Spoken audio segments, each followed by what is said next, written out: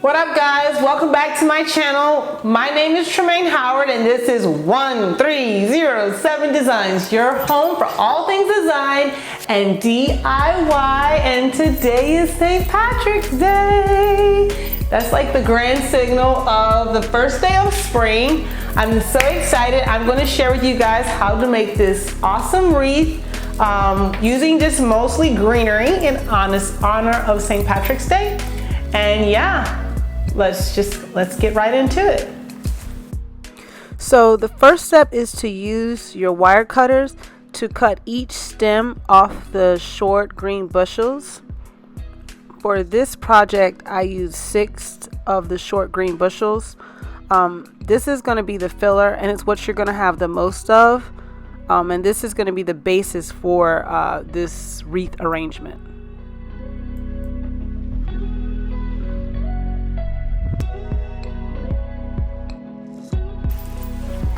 So now we're moving on to this next piece here. You see this, guys? We're going to do the same thing. You're going to cut the most silk flowers you need to. Some people don't. They just try to stick the whole branch into whatever they're making, and it just doesn't look good. It's so much better when you take the time to snip all of these off. I can always tell when somebody has done that.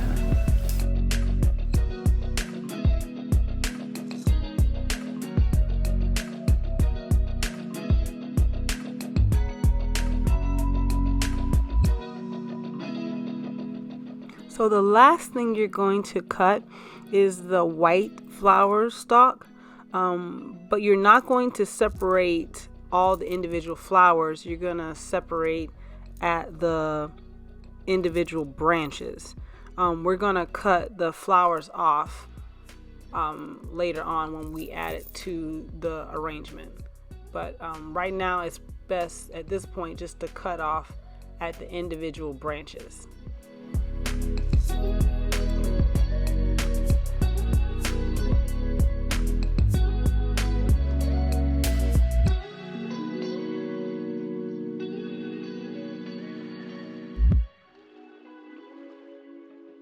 Okay, so now the fun part.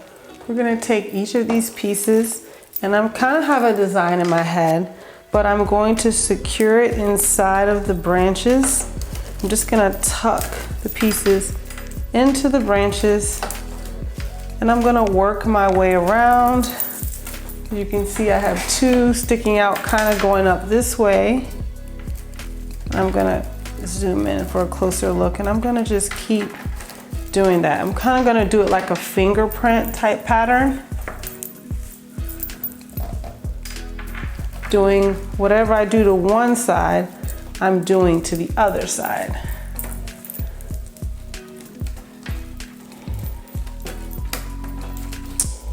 And let me zoom in and show you guys what I'm doing here. So let's show you what I did. So to show you, I'm taking each of these and I'm just kind of neatly tucking them inside the branches. Hope I can show you guys this. So I'm just kind of creating this kind of, when I say footprint pattern, where it's like, here's one.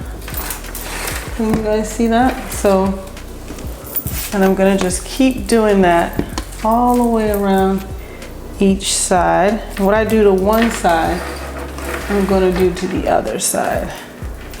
You can spread it out because what you want is to let these leaves kind of do the fill in. So you see I kind of have them spread out. I would say it's 3-4 fingers at a diagonal. And I don't mind some of the green leaves peeking through because to me that's kind of like representation of spring. That's how my mind works. Spring is coming, and so you see, I think it's good to do both sides because you don't want to have more on one side than you do on the other in case we have to move these. And I'm just temporarily, I'm not gluing these in here. You can't, I think we need to place them first, and then if we want to come back and secure them with some glue, we can.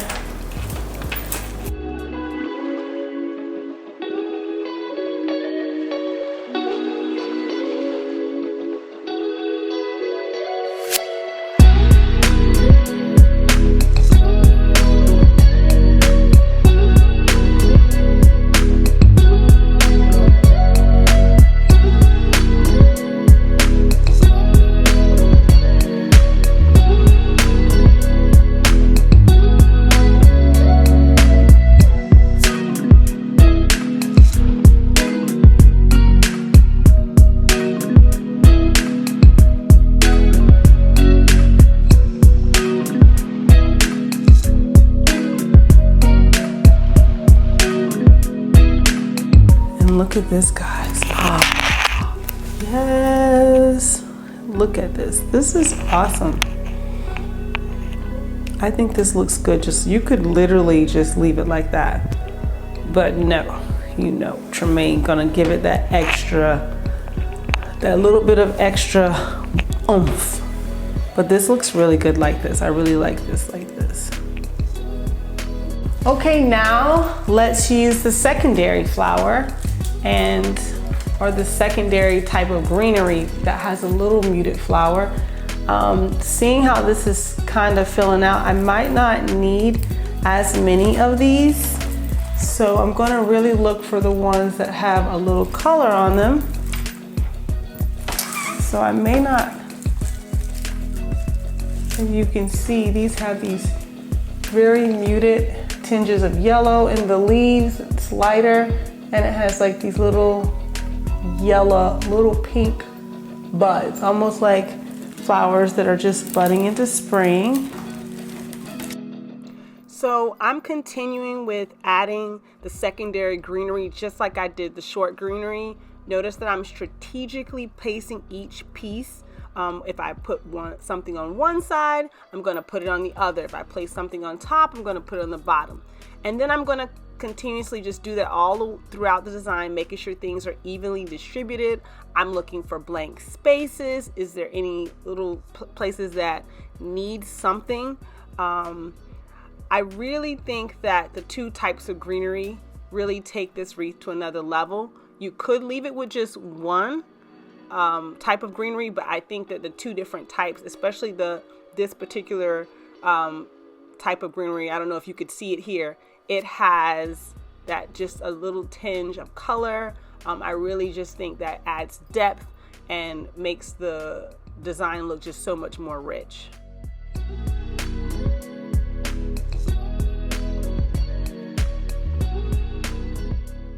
Remember, guys, to check your design. Throughout the entire process, you notice that I'm checking my design. Okay guys, so now the fun part. This is the final flower that I chose to be my main flower. Can you guys see that flower? It's just white. My friends know that I love neutral colors, probably to a fault, but you could put pops of blue. My door and my house is white, black and white, so I was thinking about my house and just my own aesthetic. But you could put, you know, maybe a color that would complement. I would call this still a secondary flower. So now I'm going in. Remember, I cut these long. You could just stick the whole branch in there, but I'm gonna cut it off and I'm going to, again, place flowers. Do you guys see what I'm doing? And that's so muted. A pop of color. Someone probably would like that. And I'm just gonna place these flowers just kind of haphazardly throughout. I don't know if I like the green leaves that they're on, so I might, you don't want to cut, if you have a branch that looks like this, you know, I could cut here, but it's going to be too long, too short, I mean, so I'm going to cut this here so that it's short. And I'm just breaking this off. Look at that, isn't that cool?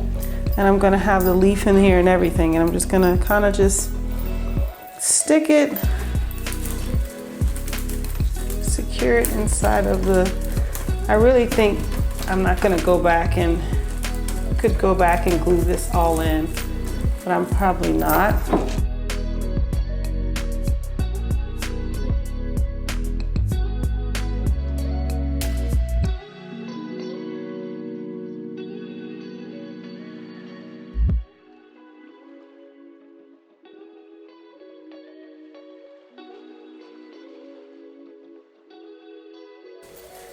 And there you go.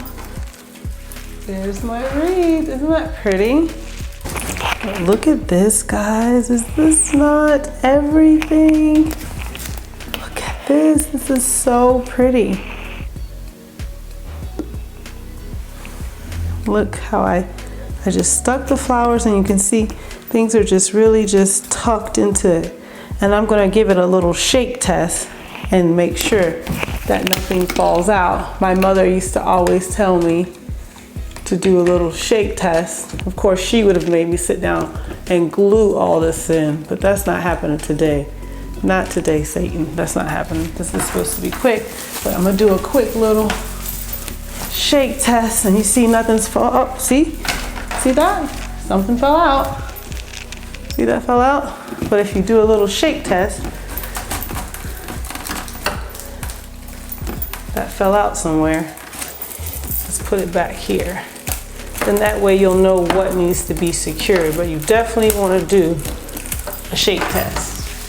I do this with all my designs. I try to see, and then I can see what's falling out. It's not very secure. You can always take some floral wire, that green wire that you see in stores, and use it. But I'm just gonna shake. And I suppose things may fall out of it over time as the people come in and out of the door, but anytime something falls out, I'm just cramming it back in there. And I'm doing my shake test. And there you are. Okay guys, so that's it for this springtime wreath. It was super duper easy to me. What kind of things do you guys like to put on your door for springtime? How do you guys get springtime ready? I hope you guys enjoyed this video. And remember to like, subscribe, and share.